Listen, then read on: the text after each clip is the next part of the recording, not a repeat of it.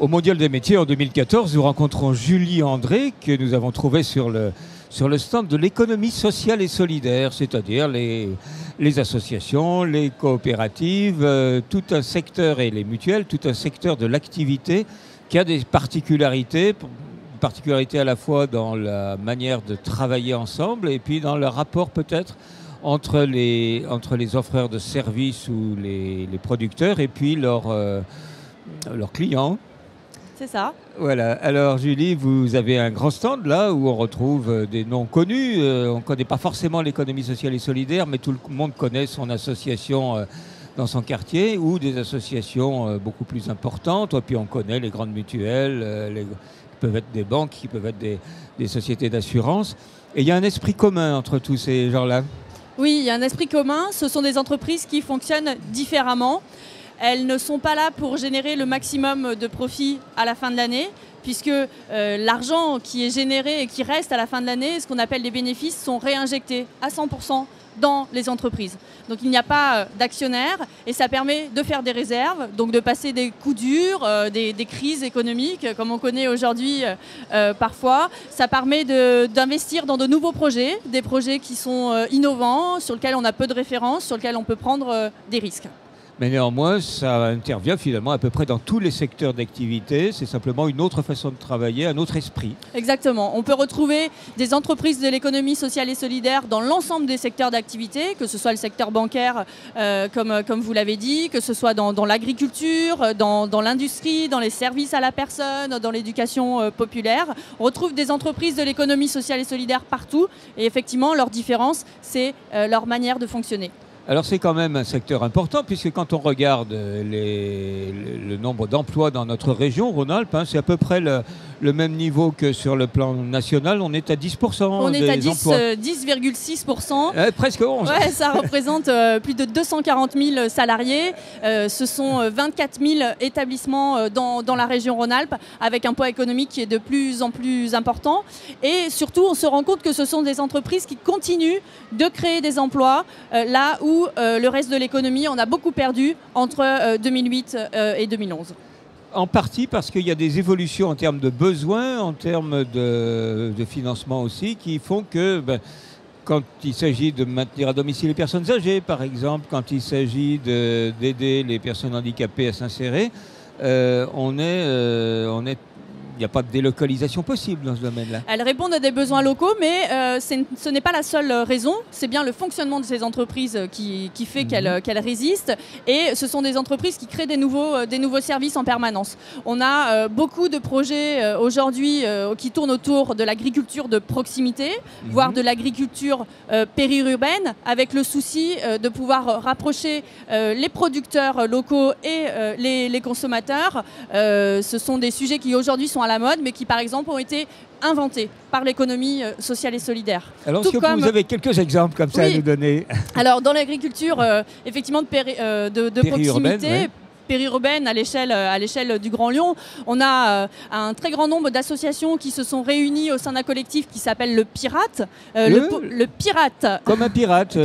Avec un seul pas de E à la fin. Voilà. Qui est le pôle d'initiative de relocalisation alimentaire territoriale.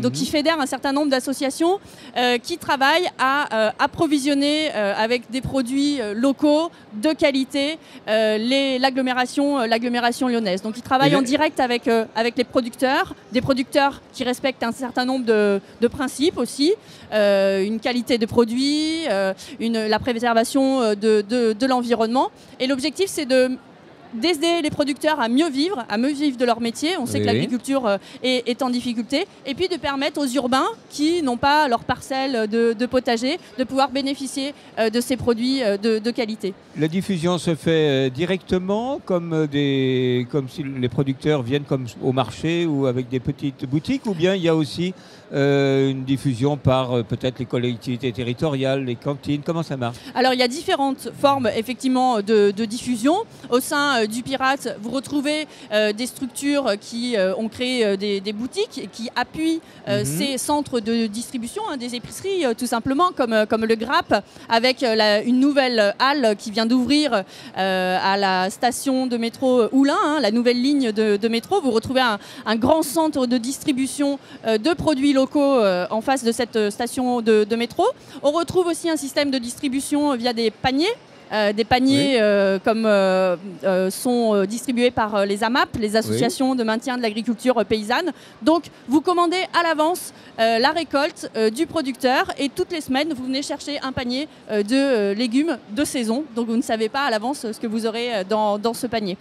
Vous avez aussi effectivement le développement de l'approvisionnement en produits biologiques au sein de la restauration collective, que ce soit au niveau scolaire, au niveau des établissements sanitaires et sociaux. On a de plus en plus de démarches de ce type en zone rurale, en particulier portées par l'Union nationale des associations de tourisme, qui est en cours d'expérimentation sur le massif du Pilat, où là on travaille vraiment la coopération entre entreprises touristiques et du sanitaire et social pour permettre effectivement d'approvisionner les touristes en produits locaux.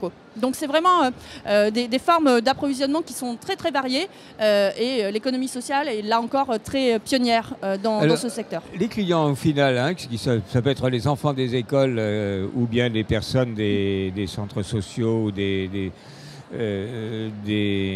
établissements dont vous nous parliez, là, ils sont intéressés par la démarche. Ce n'est pas seulement quelque chose qui est bénéficiaire aux producteurs, c'est quelque chose finalement qui intéresse tout le monde parce que pour des raisons de santé, on a envie de manger bio et puis pour des raisons citoyennes aussi. Voilà, et puis on se rend compte effectivement qu'on mange de moins en moins bien, donc il y a la volonté de pouvoir s'approvisionner au plus près sur son territoire dans une logique de solidarité. On sait que quand on achète un produit agricole local, on aide aussi un producteur à vivre, donc on a cette double démarche, à la fois on est bénéficiaire du produit, on mange la carotte, etc., qui a été produite en circuit court, mais on participe aussi à développer une nouvelle forme d'économie sur les territoires. Et ça, c'est une spécificité de l'économie sociale et solidaire. On n'est pas simplement client, on participe à un projet collectif et à un projet de société. C'est ça. Je crois qu'on retrouve ça peut-être dans d'autres domaines dans l'économie sociale et solidaire, c'est-à-dire que le client n'est pas quelqu'un qui est détaché du producteur. Il y a de nouveaux liens qui se créent,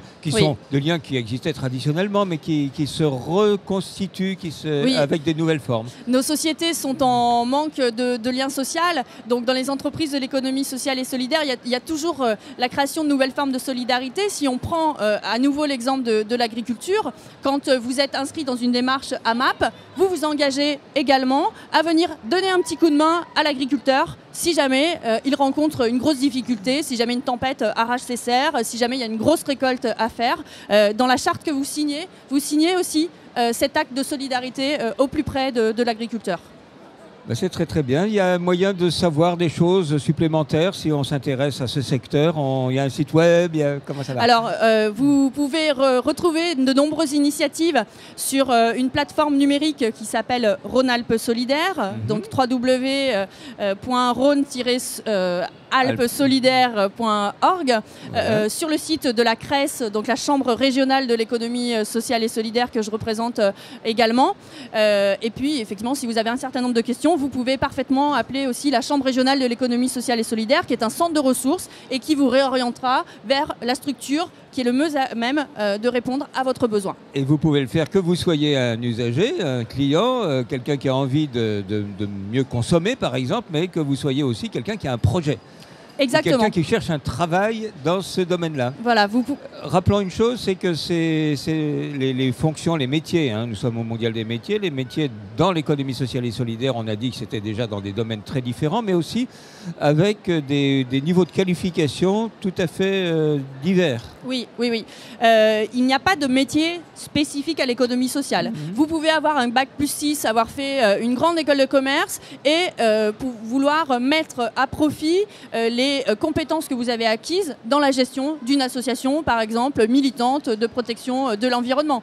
Vous pouvez avoir été responsable administratif et financier d'une grande entreprise et puis décider, sur une période de reconversion professionnelle, de venir mettre à profit ces compétences dans des structures d'intérêt général, etc., etc. Mais vous pouvez aussi avoir uniquement un bac+2 dans peut-être la gestion de personnes en difficulté ou s'occuper des enfants, des personnes âgées et décider de travailler dans une maison de retraite ou dans une crèche qui est dans le champ de l'économie sociale et solidaire et qui n'appartient pas à des actionnaires ou à des grands groupes internationaux. Eh bien, je vous remercie. Merci. Merci à vous.